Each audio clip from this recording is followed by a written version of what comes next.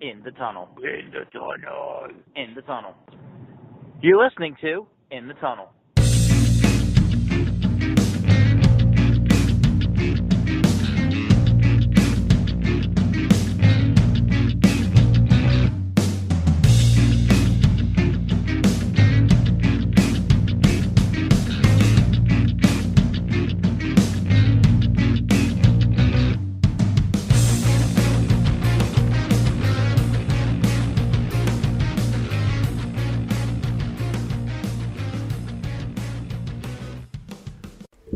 Hello and welcome back to a long hiatus that wasn't supposed to happen version of In the Tunnel. I'm Jeremy. And I'm Sean. And we are back.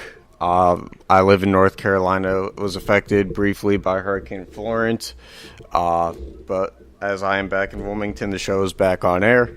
Let's get into it. It is currently Sunday, September 30th. Here the week of October 1st. So, we started this show when it was about the start of hockey and basketball playoffs, and now we bring to you baseball playoffs. So let's jump into it. We're also going to have some quick hockey talk and football talk. Yeah, so let's get straight started with the matches, the series that are the one game that will come up first, which would be like the wild card games. So the Yankees and Athletics are the two teams in the AL wild card, and that is the only wild card game we know for sure right now. Mm-hmm. So yeah, let's get into that one. What do you think? Yankees have home field for that game. It's one of those games where, even though their records are not far away from each other, it just feels like there's a different level between the Yankees and Athletics, just built on hype this season. Because for so long we thought if it wasn't the Yankees, it was the Red Sox in the AL East, and that race was supposed to be so close. It obviously ended up not being that close. The Red Sox kind of ran away from it, but that didn't mean that the Yankees were not on some other level compared to a team that's a small market team like the Athletics. It's easier to root for the Athletics as a neutral fan, but you have to think that the Yankees have more of an expected chance to win this game. I will say this, though, Yankee Stadium being the hitter ballpark that it is, it only takes so many flawed innings or just a couple mistakes from Yankee pitchers to make all the difference. I know that the Yankees have Aaron Judge and they have, every player that you could dream of with their payroll. I just think that the Athletics deserve more of a chance than that I'm giving them. Oh, do you see? I would give, if the situation where the Athletics had home field, I would say, even as a Yankee fan, that the Athletics had the advantage.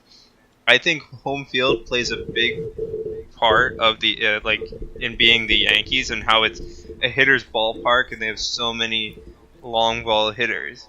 And if they were in Oakland for that game, it would be way different.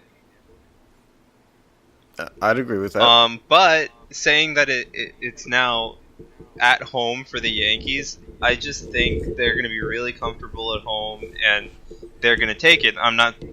I do think the Athletics can put up a fight, but I don't see them winning, and I see the Yankees as a better matchup for the Red Sox anyway.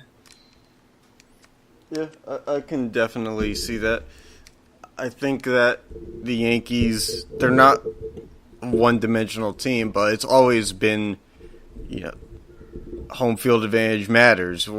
The Yankees have long ball power, there's no doubt to that, but defensively, there's nothing you can do to stop a home run that's hit as far as you can hit them in Yankee Stadium. So I think whoever hits the long ball most wins this game. I don't think that singles and RBIs on sac flies are going to really cut it in this game. Oh, heck no. But we could be surprised. I just don't think it's going to happen like that. Yeah, but I think, Yankee Stadium is one of the shortest fields in baseball, so And didn't they make it shorter Yeah. recently? So, like, a sac fly is pretty tough in that park.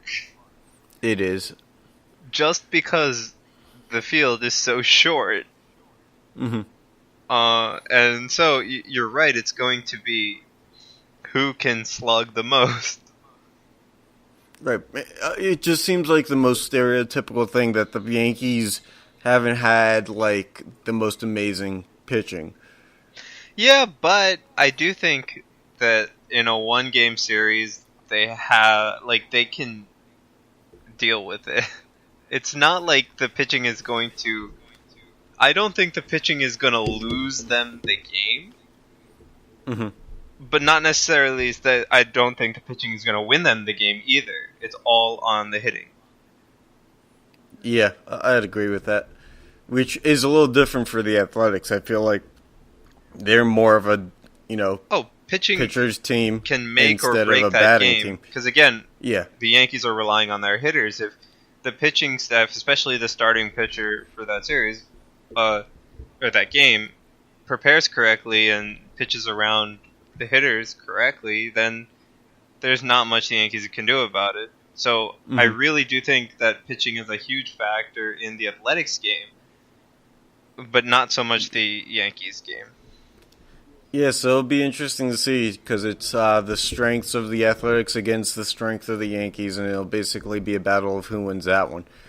Yep. Do we know who's pitching for the Yankees?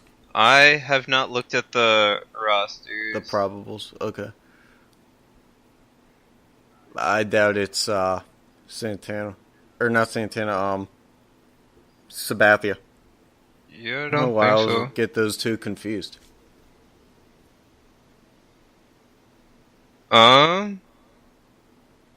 Yeah, I don't know who's gonna They take. probably haven't announced it yet. There's going to be a few days before that game starts, isn't it? It's probably like on a Tuesday or a Wednesday. Yeah, it's gonna be on October 1st, October 3rd. Third, so Thursday. Yeah. But yeah, nothing's been announced yet as far as pitching or. Yeah, we'll probably know either tomorrow, Monday, or Tuesday. Mm-hmm. All right, so on the other side, NL wild card, we Don't know yet. don't really know. Either of the teams, actually. Okay, well that's good because if 161 games weren't enough because today's the last day of the season, why not one more? Come down to the wire, and so yeah, we don't know, which is a thrilling component, I guess. Yeah, because I mean, you have the Cubs and Milwaukee that are tied at 94 and 67 right now, and then you have the Dodgers and Rockies tied at 90 and 71 right now. Yeah, but there is one thing. Both the Brewers and the Cubs have already clinched, so one of those two teams will be in the wild card game. So, correct? What it's actually, every team has clinched so far. Except for the Dodgers. Nope, everybody's in. Really? Yep. Okay. Well, the big news there is the Cardinals didn't make the playoffs again. Very happy. So we can just end the season now. No Cardinals wins, no playoffs to lose. It's going to end up probably going to a Yankees or Red Sox type team. I hate to say that. I hate to say that I'd be up for Houston to knock both out, but I just don't know that that's going to happen this year. Yeah, we'll see. Because as good as Houston's pitching is, the other teams just have way too much offense. Yeah, the pitching would have to be on point basically every game. With Houston's lineup, I can't say that's impossible. Or even improbable. They do a really good job. Didn't they have like 4 of their 5 starters make the All-Star team this year? I think so. Yeah, so I'd say that they're pretty darn good. Yeah, I can see that. Alright, so we don't know who won the NL Central, though. Between the Cubs and the Brewers. No, so the Central, the Cubs and the Brewers are tied currently, same record. home and Okay. away. I don't know. All right. Do they have to play We another might game? That's a good question. But we might get a game 163 then. Yeah, because the Dodgers and the Rockies are also tied in record, but home and away records are different. So I'm Yeah. not sure exactly what's going to happen as far as... Yeah, that one. Imagine if we get 2 game 163s in the NL playoffs, just while the AL sits around for a couple more days. That would be just. I mean, I know that the game 163 is necessary in those scenarios, but it's just crazy to think you have a game almost every day for 4 months, it is 162 necessary, games, so longest I don't think there's much else you can do schedule about it, in all of the 4 major sports. right? And then it just kind of isn't settled at that point. And not only that, you play that long of a season just to potentially have one wild card game as a playoff and that be considered making the playoffs, even though it's like, I mean, come on, that if you lose the wild card game, you feel like you didn't even make the playoffs. And then on top of that, now you have a make it or miss it either to the division or to the wild card game. So, it's like, I mean, I get it's necessary. I just think, like, at that point, it's really weird that it couldn't get figured out. Like, the margin, or not margin, but the number of opportunities you had to get it done, and not one time it happened. I mean, like, they still have one game left apiece, I think. Yeah, and if they both win or they both lose, then it forces a game 163 in theory. Yeah, and all the games start at 3:00 Eastern today, so... Of course, because why not compete with the NFL? I don't think there's on a anything Sunday? they can do about that, because they need to get the games to finish, and then if they need to play a tiebreak, Well, then they before could the have wild done the card- games at 10 a.m. Good luck with that one. I mean, it's too late now. 10 a.m. is It's come also and gone, but... you're talking what markets you have to, Oh, because please. you're not You going mean to play tell a me 10 that Eastern people are game still... for Oh, the Dodgers. You really think... Look, I understand Sunday's a holy day. People go to church and all that stuff. But you really think that people aren't going to duck out to go to a Dodgers game at 7 a.m. on the West Coast? Yes. 7 is I too think early you're for wrong. most people on the weekend. But it's not too early for church. As far as I know, don't go to church, but... Yeah, but that's like, like, I just think if you want, because you're also competing with all these things, right? Like, any religious activities are usually earlier in the morning, and then, like, you have to find the time, and NFL's happening, but you can't, like, if you need to start the wild card by Thursday for the AL, right? You want to start them both around the same time. True. I mean, any football player will tell you that it's God, family, and football are their top 3. They don't say that baseball's in there. So... Yeah, but that's a football player. Okay, I haven't found a baseball player that's named their top 3 yet, so... Alright, whatever. I'm just saying, all the studies are there. Like, it's a small sample size, but every religious football player will tell you what their top 3 is. And every religious baseball player probably didn't get interviewed after the game. Anyway, where were we going with this? You were talking about MLB playoffs. I don't know why you broke the tangent. Oh, I didn't break the tangent. I created it. Yeah. Anyway, so let's get to... Well, I guess we'll do the AL because that is still the only place where we actually know any of the matchups. Mhm. So... yeah. Okay. You want to talk Houston? So is it Houston and Cleveland for sure? Yeah, I mean, the Yeah, AL Houston's going to win is it. done, set in stone. Yeah, Houston's going to win it. Yeah, I think so too. I mean, was it... the Indians' ace pitcher Corey Kluber, isn't he on one of his worst years right now? Yeah, I think so. He hasn't been doing good, and I guess they do have the bats, but you haven't really heard of them having a big win streak or having the big headlines that they've had leading into other years. They've played in, a very weak division this year. The AL Central is, as far back as we've looked at it and covered it, it's not been a great division. It basically was like who survives without... They are the only team in the AL Central with a win-loss over 500. Yeah, so really they're there because, you have to send somebody. But I think they could take, a game, but...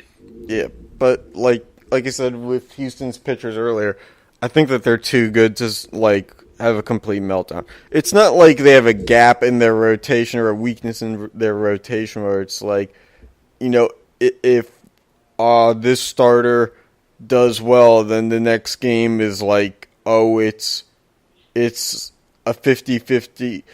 There's no momentum swing that I can see coming from a Houston pitcher having a bad game. If Verlander doesn't do well, I don't see Cole or McCullers or any of those guys who have the next night having a bad game too. They probably rally. Their staff is just too good to fail consecutively. Okay, yeah, I can see that. Whereas the Indians, I don't know that they have that same firepower pitching staff. We've known that they've had a decent offense for a few years now. It's just in regards to will it perform to the level that it can. It needs to consistently perform too. It can't That's the hard thing because Houston's pitchers are all really good. Yeah, that's what I'm saying. And consistently, it probably will be a little lower in terms of production than what they want, but it has to be higher than what they need. So there's a little bit of a level in between what you want, which is obviously really high, and what you need, which is, somewhere I'd say over that hovering around that 250 to 275 range. If you bat around there, then you're doing all right off of Houston's pitchers. Yeah. Because they're probably giving up maybe in the 220s if you probably average out the rotation. I haven't really done the math, but you have to assume that there's a really low ERA in there somewhere. Yeah, fair enough. Yeah. The Red Sox, they deserve to wait for the wild card winner. I think that if we got a Red Sox-Yankees matchup, that would be classic. And I think it would probably go the distance terms of... That is a hard matchup. I think if I'm the Red Sox, I'm hoping for the Athletics. Because the Red Sox and Yankees, be easy throughout the season, it has tilted more the Yankees' way. Mm-hmm. Yeah, and it would be an easier matchup for sure for the Red Sox. I think that it's just... I feel like it's just more inevitable that it happens the other way around. I think that, unfortunately, a Red Sox-Yankees matchup would be wonderful for an ALCS. For an ALDS, which historically I feel like is more when they've met up, it would have been nicer if there were larger implications on the line. I get that it's still playoffs, but a seat in the World Series race, or in the World Series, would mean so much more than a seat in the ALCS. Yeah. True. I think that the Red Sox are better suited if they have to play the Yankees, just because, look at what they were capable of doing this year. They got out, that race in the AL East was neck and neck for a long time, and then the Red Sox just kind of shot out of a cannon and took it away, and they didn't give it back. So I mean, standings are completely out the window when it comes to the playoffs. I just think that it is. They just have a more complete team. Yeah, but I mean, watching the Red Sox Yankees games, like it just feels like the Yankees are more equipped to deal with the Red Sox. In my opinion. I could see that. Again, it comes down to home field advantage, I think, too. Because I don't know. both of those ballparks are hitters' ballparks. There's no doubting that. I think that Boston, in the past few years, has done a little bit better with their pitching than the Yankees have. Yeah, I agree. But hold on. There is something to realize. Postseason David Price sucks. He also hasn't been that good against the Yankees at all. It doesn't matter who he's playing against in the playoffs, though. What I mean, during this regular season, he has not had good showings against the Yankees. Even better. So I do think that this series can go the distance. I would not be surprised if the Yankees took it. It's one of those, like, I'll give it a 51% chance to the Red Sox. Yeah, but I'm just saying, like, if I'm the Red Sox, I'm hoping... I think the Red Sox are better to deal with the Athletics, and they have a better chance of winning that series, that it's not a coin toss like the Yankees. Without a doubt. Without a doubt. I don't think there's any debate to that. Yeah. Okay, so... I think those teams are built very differently. Mm-hmm. Yeah, so the only team where we know is the Braves, and they're definitely not going to be a wild card team. Yep. But it looks like they're going to play either... Would it be... They'll play either the Dodgers or Colorado. I'd rather it be Colorado. I think both those teams making the playoffs would be a lot better in terms of entertainment value than for the Dodgers to make it again. And the Rockies still have the lead in that race, I think. Nope. No? They're tied with one game left in the season. All right, well, it was worth a shot. Just like the Cubs and Milwaukee. Yeah. I'd prefer that the Rockies won it. I think it's weird because those are two teams that have kind of like rebounded from bad years last year. And to make it back, it's nice for them. Also, but it means that one of them's eliminated. Yeah, but I mean, for at least with the Braves, it's like the same situation that Cleveland's in. They were the best of a pretty bad division.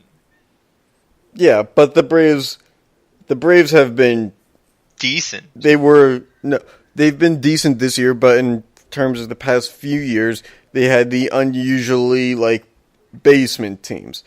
So for them, being decent is still an upgrade. They still have overcome the standings and become a better team that in the next few years will probably rise and become even better. They just happened to get lucky this year with the Phillies kind of losing a few steps after the All-Star break and the rest of the division looking like crap. Yeah. I mean, if you put the Braves in the NL Central, then obviously none of this happens. We don't know that the Braves are on the up and up until we look back at the season after it's all said and done and say, hey, look at the Braves win-loss from this year and the year beforehand. But that's not how it went down. Yeah, but I don't know. It just seems like they're the best of the worst division, in my opinion, right? And in the NL. Yeah, because the rest of those teams in that division, Washington didn't really hold it together. Philly didn't really hold it together. The Mets and Miami just tanked. Yeah, Washington was that team that was they kept saying that they were going to hold it together. We're not going to trade Harper. We still believe this team has a chance. It's come on. Really? You can't be right under 500 forever. They'll end the season above 500 barely, but still. Yeah, well, so will the Pirates. It doesn't mean anything. Yeah, true. Because, like, at least for the Pirates, they were supposed to have, like, 68 wins. The Nationals were supposed to be in that race. Yeah. Ended up looking 8 games-ish out, so... Yeah, exactly. And for a team that was supposed to be in that race, you focus all your efforts into trying to make something out of the last year that you have Bryce Harper, and they really didn't. You got a nice home run derby win out of the Nationals this year. That was pretty much it. Yep. And that's fine. Unless you're a Nationals fan, but... True. Alright. And so, yeah, getting back to it, I think that the Braves and the Rockies, both better stories, and I think can compete on a more even level. So, but I'd prefer that, like, the Dodgers played the Braves and the Braves whooped the Dodgers, and then, like, the Rockies beat the Brewers. I'd rather see those two. So you want to see the Rockies face the Cubs, you're saying? Yeah, I'd rather see those two teams, the Braves and the Rockies in the NLDS, than I would rather see one of those powerhouse teams like the Dodgers or, Okay, fair enough. I think the Dodgers... I'd rather not see the Dodgers reach the World Series thing last year. I'm not a big fan of the same two teams making the playoffs every year, which is weird being a Penguins fan because obviously I got to see it a few times. But outside of your own teams, it's like the NBA. You don't want to see Golden State and Cleveland every year. It gets boring. So on the AL side, we probably will see something different. On the NL side, I think even if the Dodgers make it only to the wild card game, they still have as good a chance of any to make it to the World Series, and I'd like to see that chance minimized. Okay. Yeah. Alright, so... I said it. Yeah. I said it. Fair enough. Okay, so... Like entertainment value, because baseball... being the game that it is, it runs a little slow. I need a feel-good story. Yeah, I mean, I do think they did take some good steps during the regular season to speed up the game. I do think some of it was really weird, but they're at least trying to speed up the game. Yeah. Alright, so I think that's good for MLB talk, because we'll pick this back up next week when the wild card games would be done. Yeah. We'll be right on the ball. Alright, so let's do the NHL. Let's do a preseason rundown, I guess. Preseason hockey talk. Alright. So, I just want to start off by saying, whatever the heck this Flyers mascot Gritty is, I want him 6 feet under already. This dude is a monstrosity that I think will scare even Philadelphia children. It's like a cross between a gigantic cat hairball and whatever came out of, Jacob Voracek's beard. And I'm really just not a fan of it. Like, creatively, it's not there either. You just went to, like, the arts and crafts store with, like, a bag of hair and said, let's put googly eyes on it. And then you put it out in the public and tried to make him skate. You put him on the Tonight Show with Jimmy Fallon, which is like just the most horrifying duo ever. If Jimmy Fallon's not laughing because he laughs at everything, that's not a good mascot. So you have Ricky Gervais beating up this bag of hair, and I'm ready for Gritty to be done. To be honest with you, this dude's getting way too much attention. I can't even rule out that he's not going to show up at my apartment in North Carolina because he just seems to be everywhere. And if he shows up, I've got a hockey stick with his name on it. Okay. I'm not a fan of this thing. No, I'm not a fan either. It's just like... You have to create a mascot that appeals to children and doesn't scare the crap out of them. And I don't think that the marketing team and the PR team for the Flyers did a great job of that. Also, with this one. like, what the heck does that animal have to do with the Flyers? Because, like, every other team's mascot at least means something, like NJ Devil, right? Like Yeah, damn devil, and then Columbus has the bumblebee or the blue jacket. yeah, and then so they all mean And something. Like there's even mascots that are like, it's just like a dog or something. It doesn't have anything to do with the actual team's name, but it fits better because it's like something. Like nobody has a problem with the dog being a mascot of a team, but a lot of people probably have a problem with whatever the heck this is being the mascot of a team. oh heck yeah. I really don't know what PR was thinking for the Flyers. All I know, this thing popped up on my Twitter feed like this week, and I was just, okay, this thing needs to be photoshopped or fake, because if it's real, oh, it's very things real. are going down. Things are going very downhill. Yeah. This is like one of those signs that society is slacking. It's like, it's not doing the focus groups it needs to. It's not doing the testing that it needs to. It's not unveiling things to a smaller audience. It's just, all right, we got this idea and we're going with it.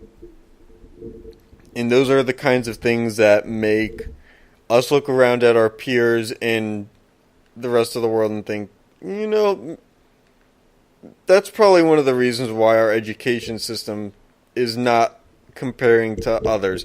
That's why we're a little bit behind. It's because we think things like gritty are good ideas. I seriously, like, I don't want to see that mascot ever in my life. It's just, as my dad told me in a Facebook message, it's just another reason to hate the Flyers. Fair enough. But it's not like I mean, not that I would ever go to Phil. Well, it's not that I would go to Philadelphia to like even see a game anyway. But I think the point of it is, and now I'm pretty sure they took Gritty on the road to be like a mascot for a road game in the preseason too. I think so. I don't want to confirm, I don't. though. If that's true, I don't need that. Like, don't shove Gritty down an opponent's fan base's throat. Like, don't leave that thing at home. Yep. Just because you can see it doesn't mean that we have to like be around it. Yep. So yeah, that's my take on Gritty. And the name is stupid too. Why would you name a ball of hair Gritty? I don't know. Oh, the adversity he had to face.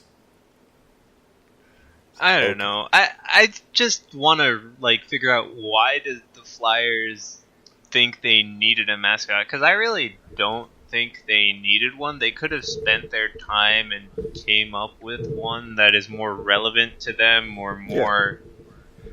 I think they should have just gotten like a boxer, because they're known as the Broad Street Bullies, aren't they? Yeah, again, more like, relevant. Yeah, I mean, embrace it. Just do something symbolic. I agree, and that's why I was like, did they really need to? Did they need to get the mascot out for this year? Like, put some time into it. This would have been something like, the PR and marketing staff, they probably aren't in the facilities during the off season, so they probably just got back together recently, started collaborating a couple weeks ago, and they just ran with the first idea that they had. I don't think this had to be like, thought out to some degree, but I don't know how well thought out.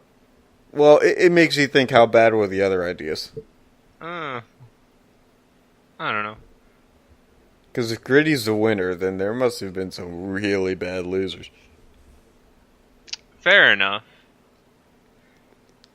But let's get away from Gritty for now, because, again, I don't want to see that thing ever in my life. It's a good topic for podcasting, because we don't have to show people.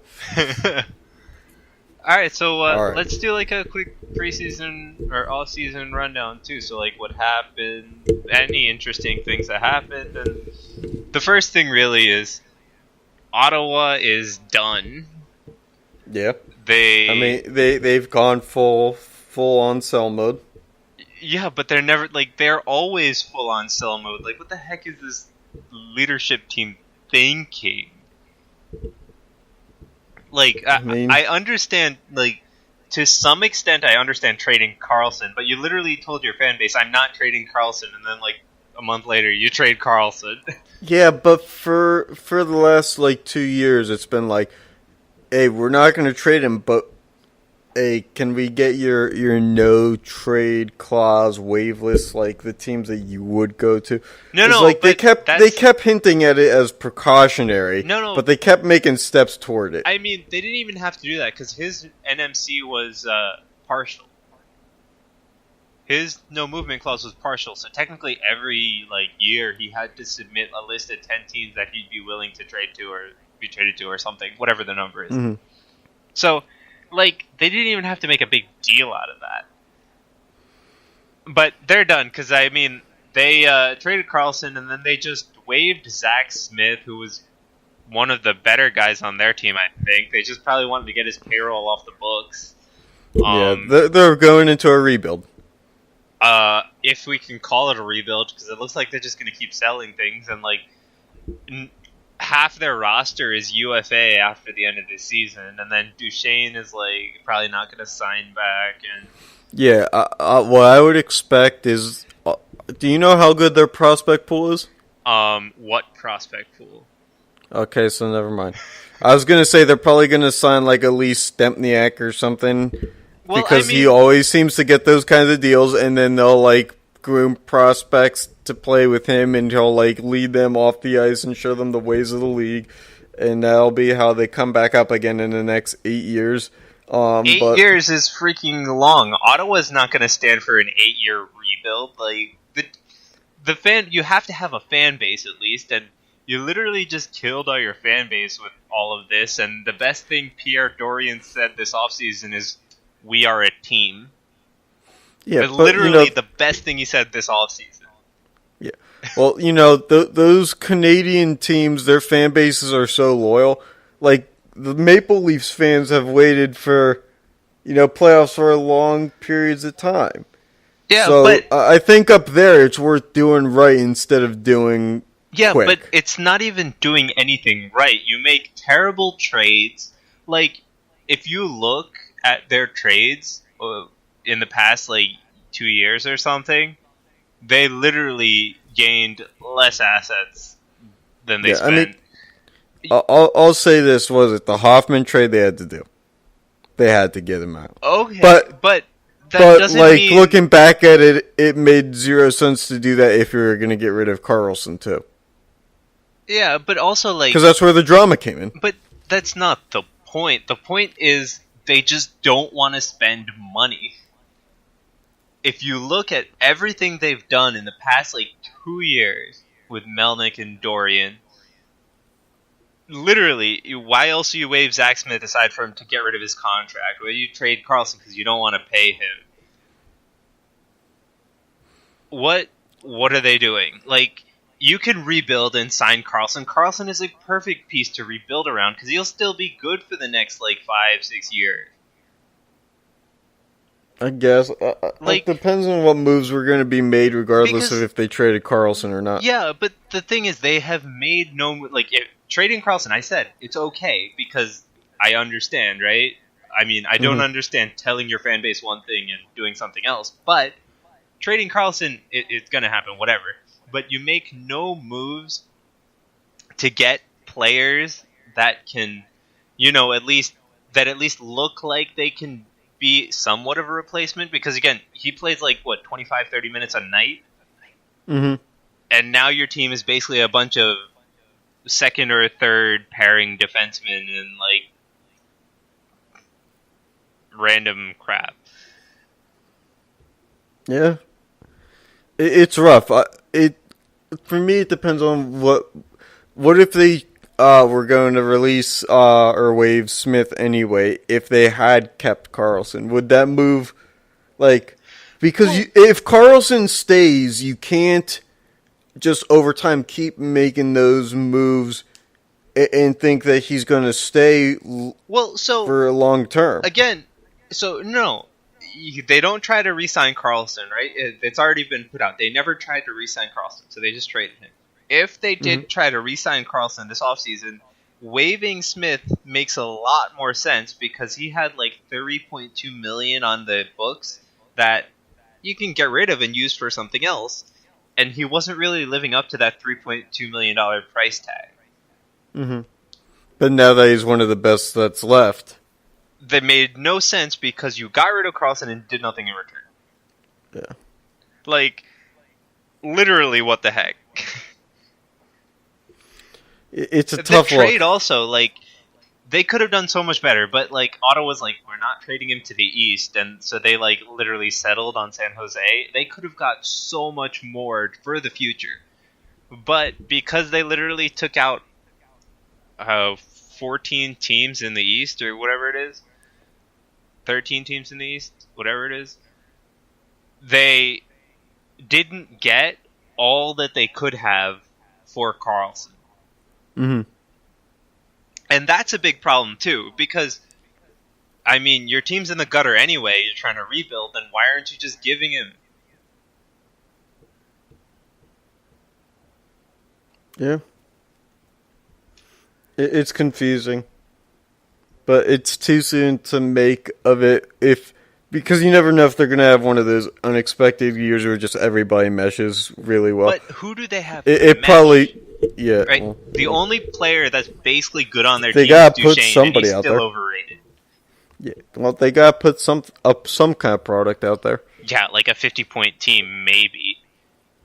And literally, they're done. And I mean, I feel bad for Ottawa fans because the way that the past 2 years have gone, and seeing your team make the playoffs and perform pretty well, to being a bottom feeder,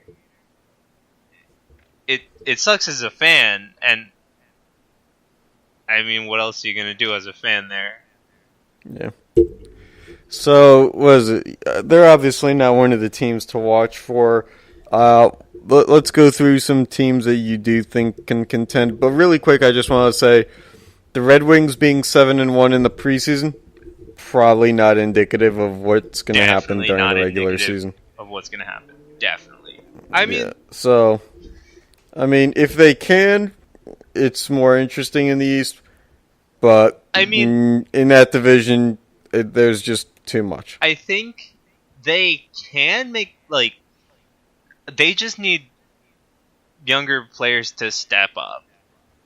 Right, but they have all those older guys on bigger contracts. Yeah, but that's the problem. But if they have, like, and they don't even need many younger guys to step up. Like, Larkin is still pretty good. I think he can have a solid year. But then, if they have one other guy step up, they're a legit playoff contender. Mm-hmm. I think that's all they're missing. I think goaltending is probably going to be a big if for them. Yeah, but I don't think... I think it's an if, but I don't think that's going to, like, you know, drag them down so much. I think they're missing, like, an offensive piece, and then they need their defense to help with the goaltending, but that's not... I'm not asking too much of a defense. You're supposed to be defense, right? Mm-hmm. I don't think their goaltending is as good as it used to be, but their goaltending wasn't, like, amazing to begin with, in my opinion. Yeah. They had solid goaltending, but it wasn't, like, you know, number 1, 2, 3 type. They had, like, a top 10. Yeah. But, so as far as teams to watch, I mean, you obviously got to say Vegas. They're still new. How's the Pacioretty acquisition going to affect their team? Mm-hmm. And then, like, just got to look at the explosive teams. Like, I think Nashville, it would be a pretty fun team to watch this year. Mm-hmm. Do you think that the window's going to close for Nashville soon? Soon, yeah. Yeah. Definitely. You have to think that you can't keep those 4 defensemen around forever. And, like, Weber's getting old. He's not gonna. You're never gonna get him to perform like he used to. Yeah, no. Especially he came out of retirement. So well, no. So Subban, like, I mean, and like the other defensemen, like, right? Like Subban and all those guys, right? Hmm. They are on really good contract right now. Like, when are they going to go up? Like, how much they can ask for? Because they're all number one pairing defensemen, basically. Hmm. You can Right. build a It'd be hard to not leave and go and be the number one, definitely somewhere else. for more money. Yeah, exactly. Yeah, so It's hard to make those kinds of sacrifices for the team on a NHL level. yeah, Those are the sacrifices you make when like you're in college sports or something. It's like you know that the scouts already know that you're going high in the draft anyway, so like you don't need to worry about your status because less is more. But when you're in the pros and the money matters, yeah, and you don't have like Pittsburgh is a team that don't have money issues, but that's because like Crosby's contract is such a deal at this point in time for Pittsburgh. yeah, Malkin also. Kessel's not a high contract either. Like, your core of players in Pittsburgh, they all took cuts basically with long-term deals. yeah, something about Crosby. He just likes the number 8 and 7 and everything. Yeah, So so he I makes mean, 8.7 mil a year, which is a bargain. definitely with like how with the money McDavid and Eichel are making at this point, like holy crap. Yeah, but at the same time, it's not the NFL where like these dudes see that someone else got money and then they hold out for like the bigger deal because it's like now I want to be paid just a little bit more. It's hockey where a lot of these guys just Yeah, they sign on the dotted line and they'll play throughout their contract. but also like they got long-term deals in Oh Pittsburgh's yeah, case. The way that they got the hit to lessen is long-term deals, because that's the only way you spread the money out a little bit more hmm and you guarantee it. And I mean, most teams don't do that for multiple players, and it's a lot harder, especially with like how like Draisaitl is having a problem with Edmonton right now, right? yeah, because he got paid so much money, he's starting to underperform. No, he's on he's trying to get an extension. Oh, that's right. My apologies. He's trying to get an extension because he's still on his ELC. Uh, right? And he's trying to Mhm. argue that he's worth. I forget exactly what the number was, but like recently another guy signed who's about his skill level for like 6.2, I think. So he wants like 8. I don't know if it's gonna happen. Yeah, Or was that but Nylander? Maybe it was Nylander.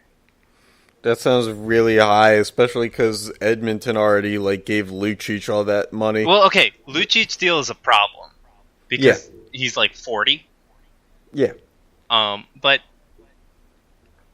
yeah, we'll see. But as far as like teams to watch, right? Like you got Vegas because I mean they got Pacioretty, which I think is a great acquisition for them, and Montreal's also going down in a forest fire.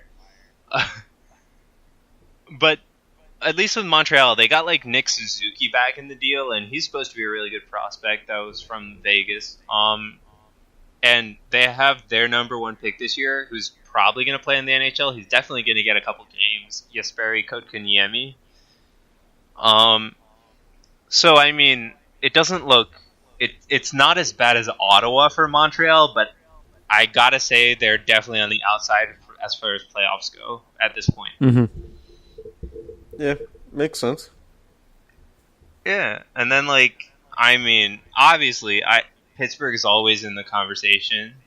I think they got better defensive depth than the past couple of years. Yeah, but I mean, they're always in the conversation. They're a good team to follow because, like, Yeah. again, they have every year they have 3 forward lines that can contribute day in and day out. Mm-hmm. Matt Cullen is back too. Yeah, and that's great. I think it all comes down to the goaltending. Yeah, we'll see. I mean, come playoff time, Matt Murray can't play like he did this past year. I He agree. played pretty bad, but the defense also wasn't great. Yeah, All right. and then like you have like again, you got to look for the younger players, and a lot of them like Winnipeg should do really well this year. I think Hellebuck's gonna have another great season. So Yeah, makes sense to me. Winnipeg's probably one of those teams that gets stronger. Yeah, but as far as teams that again, I just think certain teams are just not worth to follow this year. If you're not already into those teams, right? Like Arizona, they're still young, and I don't think they're not making the playoffs. They're not making a push or anything. The Rangers are in a rebuild, so I mean it'll be cool to see if they have like younger players and see what they do. But they're not really like you're not gonna be able to follow them close to the end of the season because their season will end, right? Yeah. How do you think the Devils are gonna do? I think we make it in the wild card.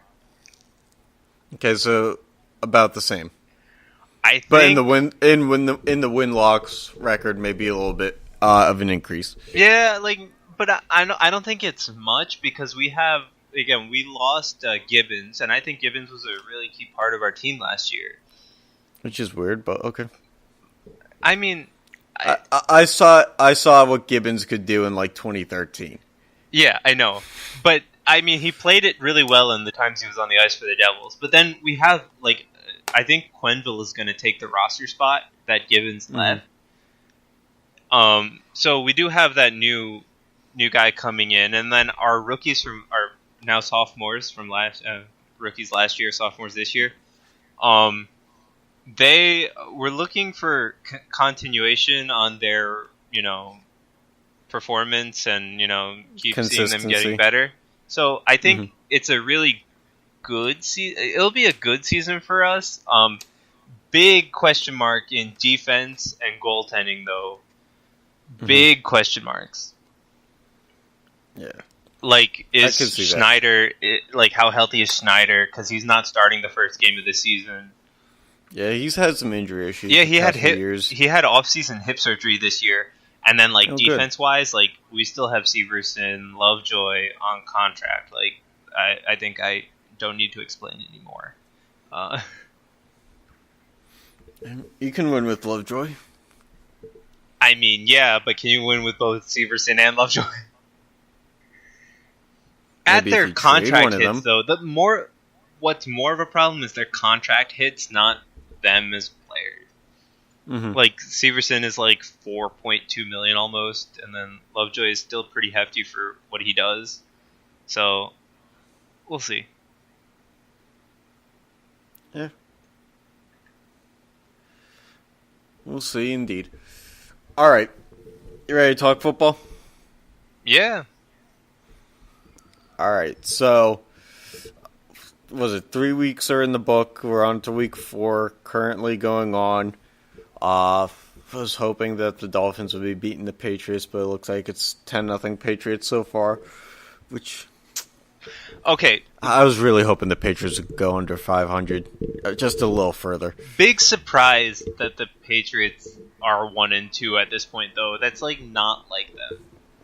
It isn't, but I think a lot of Patriots fans will tell you that, when this happens, they have in history just turned around and will just get on that win streak that never seems to end. So they seemingly can get their losing out of the way early. Yeah, but I mean, I don't think they played well in that loss to Jacksonville, was it?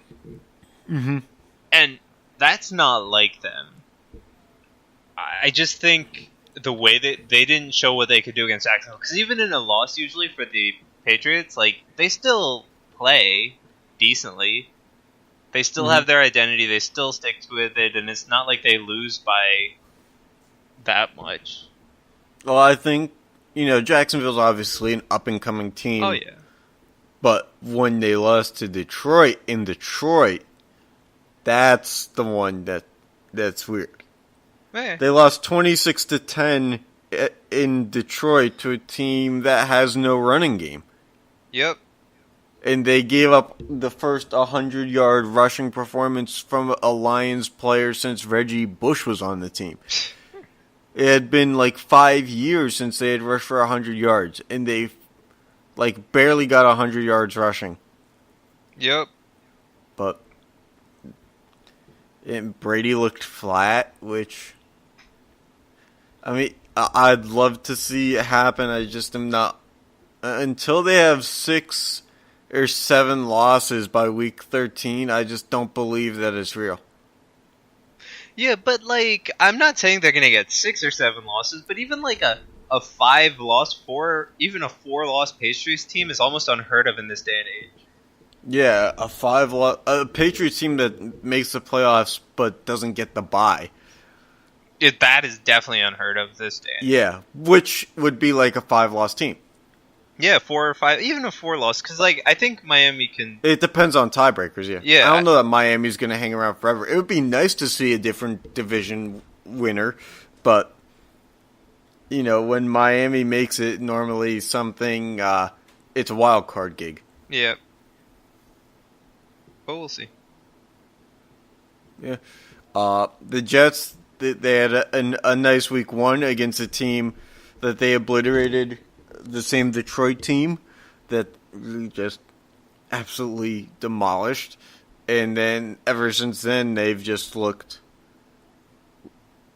They've had their moments, I guess, because like they were in it against the Browns, and that the Browns have a win. I guess being in it means something, but at the same time, it doesn't because you lost the other 2 games you were in. Yeah, but I mean, the Browns are actually decent this year. And I'm saying decent in the sense that, like, they were trash, like, previously. Yeah. They can actually put up fights this year. Yeah. But my big thing so far in the NFL in total is we've already had 2 ties. Yep. That is almost unheard of for 3 weeks. Yeah, I mean, you get, like, maybe 1 tie in, like, 4 years in the NFL up till this point. Now you have 2 in the first 2 weeks, and we're obviously in week 4 now, so the forecast, the data would suggest that there's going to be more this year. There probably won't be, but you never know, because they made the overtime period shorter. Mm-hmm. It's now 10 minutes, so, a lot of teams can take 6 minutes off the clock. We saw last week in overtime the Saints took like 7 minutes off the clock before Atlanta, and Atlanta never touched the ball in that overtime. Yep. So it's wild. These games are getting closer, but the penalties are so stupid. Come on. The Clay Matthews one where he literally sacked Alex Smith. That one is dumb. That one. How can you rough the passer when he doesn't pass? That one was really dumb. But, like, I don't think they've made too many mistakes. Officiating wise, look, man. I think I'm gonna go unbiased here. There was one where they called roughing the passer against the Buccaneers in the Monday night game against the Steelers, where all that happened is like a dude followed through and trying to get through the last defensive lineman. He ended up like tapping Big Ben on the helmet. And they called that roughing the passer. I mean, see, that depends. Like, how are they gonna call that for the like? Clay Matthews, like, that's definitely not a penalty that should not have been called, and what the heck were they thinking? But It really depends on how they decide to call these penalties. Like, I think if we consistently see the same types of calls, like, there shouldn't be any differences. Like, if they call somebody for, tapping the head or, late shot barely in one game, they should keep it consistent. And right, well, they already said that they're not changing the rule. They came out this week and said that. It's not about a rule change, it's about interpretation of the rule that's changing. Well, sorry, let me rephrase it. They weren't going to relax the rule. Okay, so that means they're probably a little more stickler on, like, anybody touching the QB and all that. Yeah, which, it obviously takes time to figure out what the heck, like... Yeah, so that's an interpretation change. Yeah. And so give it some time. Like, again, I do agree that the Clay Matthews call was BS and should not have been called, but if they are really changing the interpretation of the rule to be more concrete and protecting the quarterback more, then don't start a witch hunt right now. I guess it's just hard because, like, the rules are different in college. But I mean, they have to be. It's two different sports, basically. Yeah, but a dude who gets drafted into the NFL now basically has to, if he's on the defensive side of the ball, has to completely change the way that he's played football his whole life leading up to the NFL. Yeah, I mean, I do think that's there a are some tough ask. Rule differences that are necessary, but I do think that the NFL can do things to streamline the process for, the new draftees. Yeah. I think you're right. You can't have like a 3-day seminar and think, oh, everything's fixed now, because these dudes who were drafted, they now know what they're supposed to do. Because the fact of the matter is, routine and memory of how to do something will always be the first instinct on how to do something because it's familiar. So the way you tackle is, if you're a defensive player, you've tackled one way your whole life. So it's going to be a while before the way you tackle changes. Mm-hmm. So basically to abandon how you've done it for 20-some years just to, learn something new and then lean on something you've known for weeks, maybe months to do, it's a tough ask. Yeah, true, but again, the number on these penalties could be up for a couple of years. But again, that's not really up to the officials officiating the game right there. So, but that's my point, right? Mm-hmm. My point isn't the rules. I agree, they need to be more streamlined and less of drastic changes between the two leagues. But as far as officiating goes, the one bad call they made this season is Clay Matthews, and that is the worst call they made this season already, okay? Mm-hmm. But you cannot fault them for now having to call some rules more strictly because that's their job, right? They can't control that you have to change your play style between leagues. They have to call the rule book as they're told to interpret it. Okay, but what about... Let me ask you this one. Essentially a whiplash effect, I guess. But what about the one where if you sack a quarterback, you have to guide him to the ground? Kind of you can't just throw him to the ground, which is, again, it's a hard thing because if you're tough. A linebacker, because momentum fuels everything that got you to the quarterback, and momentum continues to fuel you through the play. Again, see, that's a problem with the rule, not the official, because the official has to call the rule. Right. That's my point. I agree with you. Some rules are damn whack, but I don't like starting witch hunts on officials only because. Oh no, I wouldn't blame the officials. It would be frustrating to me, but I blame the rules. And again, the officials have made one really bad call this season. That's Clay Matthews, the Clay Matthews sack call. But aside from that, I think they're doing their job like they're supposed to.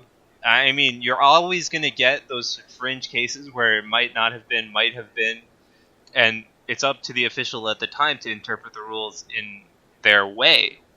Mm-hmm. But a lot of these things that we're bringing up are rule problems and not necessarily officiating problems, aside from the Clay Matthews flag. Yeah, makes sense. It's frustrating as a fan. Oh, yeah, I agree. Unless you benefit from it. No, I mean, I still think that's frustrating because even if you benefited from it this time, what's to say that you're going to be on the opposite side next time a bad call happens? Mm-hmm. Leonard Fournette just got hurt again. Are you kidding me? The dude's got hamstrings that Made of cheese? the tightest thing ever. Made of cheese? Well, no, because if your hamstrings are tight, that's when they go south, not when they're loose. True. All right, so let's talk the rest of the AFC? Yeah, I'll talk disappointments. Houston. Come on.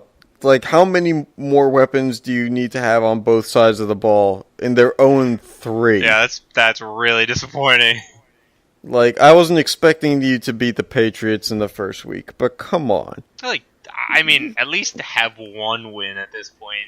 Yeah, like, you guys did okay after Watson went down last year. Like, you didn't do great, but, like, you had the pieces there. All you had to do was not screw up all the pieces for this year. And then you bring in Tyrann Mathieu, and you still have J.J. Watt, and you have Will Fuller and DeAndre Hopkins. Mm-hmm. You got Lamar Miller's a pretty good back to have there considering who's around. And then you have Deshaun Watson back. Deshaun Watson has not played great, mind you that. But, like, come on. Yeah, I agree. Not one win. You got to have one win. I agree. Yeah. All right, so the AFC North is the AFC North. Cleveland got a win, which was nice. They're actually performing really well, I have to say. Right. Cleveland's the team I would root for when I'm not the Steelers playing them. At the end of the year, I want to be ahead of Cleveland in the standings. Yeah, we'll see. Because just historically speaking, it's a bad look to be below them. Yeah, but then again, like, they are actually a pretty good team this year. I wouldn't be surprised if they didn't finish last. Right. It's just an up-and-coming team thing. Yeah, but I mean... because they finished last doesn't mean anything if they finish last. Yeah, but, like, also, the North is still pretty wide open. I mean, again, there's only 3 games, but every team has at least 1 loss. And Cleveland and Pittsburgh have the tie. So that division is still wide open. Yeah, but even, like, if you watch the Bengals-Ravens game from a few weeks ago, that game ended up looking like it was going to be wide open and then got really tight. Mm-hmm. So just the way the AFC North plays each other, you'll never know just who's the front runner until later in the season. The AFC... I'm in the NFC now. And my document just so what about to, like, stop working. The South, right? Let's just go down, right? AFC South. The Colts is what you see is what you'll get. They're not really that good. Let's see. The Titans. I mean, the Titans might be they're one of the better teams in a bad division. But Jacksonville's there, so it's basically Jacksonville and then the rest. Mm-hmm. Then in the West, you got Kansas City, Denver, L.A. I mean, Denver probably isn't going to stay with a winning record for long because you don't know how well Case Keenum does. They have a chance, but the defense isn't what it was 2-3 years ago. Mm-hmm. The Raiders just are a dumpster fire. Let's just not talk about them. Yeah, they paid $100 million for a coach that can't stay with one decision. Kansas City, I'm still thinking that the Chargers are probably going to make the playoffs. The Chargers played a pretty tough start of the season. Okay. You have to play LA, and some of the other teams that they've had to play. I can't remember off, the top of my mind. Kansas City, Mahomes is just a beast. I was lucky I got Mahomes in both fantasy leagues, and I'm not turning back on him. The dude is just amazing. Yeah. But Kansas City's defense doesn't look as good as they have in the last couple of years either, though. True. Gave up 37 to a Steelers team that basically didn't run the ball. Mm-hmm. And, they still gave up a few, three touchdowns, I want to say. I think they gave up at least 20 to San Francisco. Okay. Yeah, I think so. And then on the NFC side, it's still Philadelphia versus the rest of the teams, I guess. Everybody else is a rebuilding project. The Redskins have been one for the past 15 years. Can we call them a rebuilding project still? I don't know. The dude from Hunter and Central who graduated with us is in their starting lineup, so I'd have to say they have to be a rebuilding project. Okay. Because, since when was that dude any good? Let's see. The Bears, I think that the Bears are pretty damn good. Yeah. I think the Bears could win the division, to be honest with you. I mean, I do think. Okay, so I do think that the Bears can win the division. The only team I don't think can win the division or has Detroit. any shot of winning the division is Detroit. I can see the other three teams winning the division, provided things go their way. Not that I ever thought that Green Bay had a defense, but there's an obvious difference between Chicago and Green Bay. In Minnesota was supposed to have a defense, but something's wrong with it lately. Like this year, it has been working a different way that isn't right. So until they fix it, I'm going with the team that's clicking on both sides of the ball and is currently up 35-3 in the second quarter, and that's Chicago. Tampa Bay, the Fitzmagic's gone because, as I just mentioned, the Bears are beating the crap out of them 35-3. Fitzpatrick just threw another interception. You're going to probably see Winston by the time this thing airs. But isn't he still suspended? No. First 3 games. Oh, 3, yeah, okay. Yeah, he was in uniform, but sitting on the bench today. I doubt that they'd put him in uniform if he was still suspended, but that would be pretty funny. Plus, I think if you're suspended, you're not supposed to be on the field or in the stadium either. Yeah, you can't be dressed on the field. I think it's actually you can't be dressed around the field. Okay, so, I mean, you can't be in the stadium as far as we know. Behind closed doors, you maybe could be. I mean, you can be in the press box. I guess. Carolina, I think that they're either the second or third best team in the division. It all depends on where New Orleans goes in the NFC South. Mm-hmm. If New Orleans wins it, I think that Carolina is number 2 or number 3. It depends on how well Atlanta does. Because Atlanta has the potential to do pretty good things, but their defense is absolutely crap. Atrocious. Because they keep getting injured. Other guys keep getting injured. Yeah. So, with that, actually, now that I say that, Carolina is probably number 1 or number 2 in the division, depending on how New Orleans does. I don't think Atlanta is going to make it with 0 defense. Yeah, their defense is atrocious. I don't know. I think, but the Saints' defense hasn't looked as good as they did last year to start out this year too. So you never know. True. It's a division where defense hasn't ruled supreme. Mm-hmm. Because when the Panthers had it, they didn't win a ring, and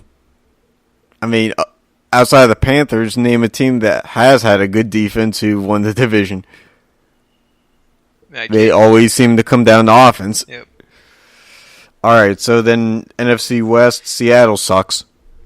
Their window closed. LA's basically that division. LA's that division. Garoppolo played okay the first few weeks, but now he's gone for the rest of the year. Mm-hmm. You get a few good fantasy sleepers out in San Francisco, I guess. But Arizona's starting Josh Rosen. Yeah, they just made the stupidest call of all time when they did that. It was like, you guys are down 2 points. Let's throw the rookie in here now. It makes perfect sense. Whatever. I don't know. Arizona and Larry Fitzgerald has had a slow start to the season. Yeah, I will always root for Larry Fitzgerald, but there's just something off so far. It might just be the quarterback play, to be honest with you. I mean, he's a rookie. Can't really expect much. Well, no, even with Sam Bradford. Huh? He never played with Sam Bradford before. Yeah. So it's just a different vibe. Because he played with Kurt Warner for years. He played with Carson Palmer for years, and now it's a new guy. Mm-hmm. It doesn't matter if it was Bradford or if it was Rosen. It's still a different dynamic. Yep. But that's all I got. Yeah, I don't have much else. I'm pretty happy that Seattle sucks, to be honest with you. I was ready for that window to close after the second Super Bowl that they made. It's the downside of when a team, comes out of nowhere and starts to be good. is they're a feel-good story at first, but if they hang around too long, it gets really annoying. It's like, okay, look, I was glad that you came into the Super Bowl and beat the undefeated team, but like, don't like stick around and just rub it in my face for the next 5 years. Like, you can go back to mediocrity now. We know the franchises that are supposed to be good in this league. Yeah. And anything outside of the norm is just a little bit strange. Yeah, but hey, it's good to see the league changing, because, like, I mean, even though it's really early, like, you're slightly losing that New England is, like, New England's narrative of being top of the league since, week one. Mm-hmm. And Cleveland is showing up, so it's good to see these narratives of the league changing. Yeah.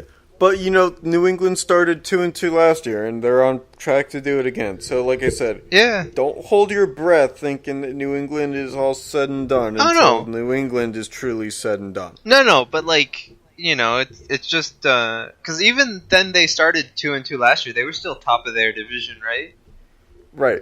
But right now they're up 24-0 at half, or near half, to the against the team that's 3-0 in the division. Yeah. So, like, it's too early for standings to mean anything. Yeah, but I'm just, I'm not saying it doesn't mean something. I'm just saying it's, like, showing, like, slight narrative changes in the NFL, like, with Cleveland winning a game and actually putting up good showings in their games, and, Houston's being a dumpster fire right now. Even though they have all the pieces, Jacksonville and Tennessee are doing really well. Like, teams, like, it's been changing the league with around certain teams, which is a good thing. Yep, and we always all root for the Cowboys to stink, so that's going pretty good. I mean, if you're a Giants fan, Giants are stinking just as much, so I don't know. It doesn't matter. As long it's one of those things of, like, if we're going to fall, we're taking someone else down with us. Fair enough. And, like, they obviously don't have the ability to force that to happen, but the fact that it's happening, Yeah. Which means the next time that the Giants are good, the Cowboys will probably be good too, but they both seem to platoon and rise at the same times. True. But that's all that I got for football.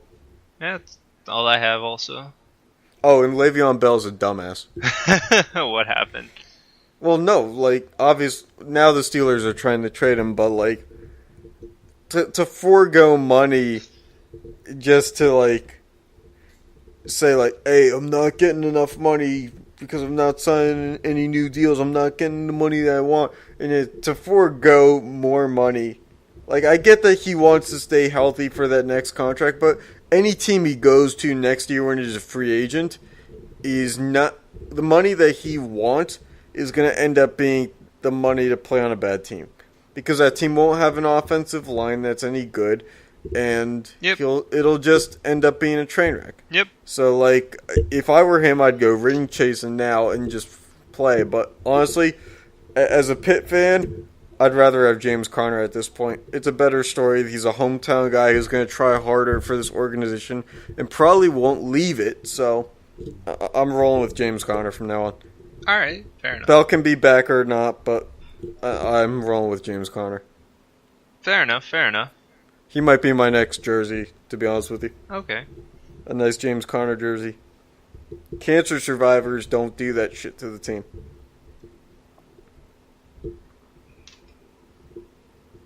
Alright, well, I got nothing else, so... Alright. Well, catch you guys next week with some wild card recap, some more football, and hockey season will have started by then. So, until then, just happy watching and happy sports to you. Let's hope that the Carolina Hurricanes don't get any more additions weather-wise in the next few months. Before there was on Facebook there were pages created to the Hurricanes are so bad that they should sign Florence. Why? They're really bad. Well, no, but that's just even a Category 1 Storm would be an improvement to their roster. All right. Well, catch you guys next week. Catch you guys next week. See ya.